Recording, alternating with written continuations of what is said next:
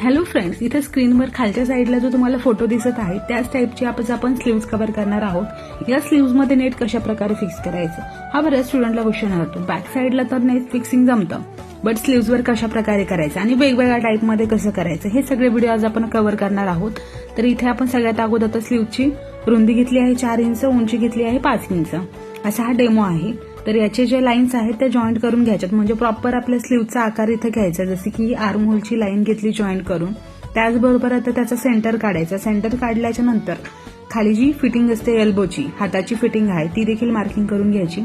ती मार्किंग करून घेतल्याच्या नंतर प्रॉपर कधी स्लीव्हजवर तुम्ही वर्क करता अगोदर सेंटर काढायचा। आता वरून 2 इंचचं मार्किंग घेतलं आहे तेच खाली जॉईन करायचं, म्हणजे याचा प्रॉपर सेंटर। आता हाताची फिटिंग खूप कमी घेतली आहे आपण, त्यामुळे साईडला अर्धा इंच ठेवून आतमध्ये जो गॅप आहे त्याच्यामध्ये ट्रायंगल एक तयार करून घ्यायचा आहे। इथे आता व्यवस्थित ट्रायंगल तयार होत आहे। ट्रायंगल तयार झाल्याच्या नंतर आपण याच्यामध्ये नेट फिक्सिंग कशी करायची याचा पूर्ण डिटेल व्हिडिओ पाहणार आहोत। याची सिरीज नंबर 1 आहे हा पार्टचा, तर आपण पूर्ण देखील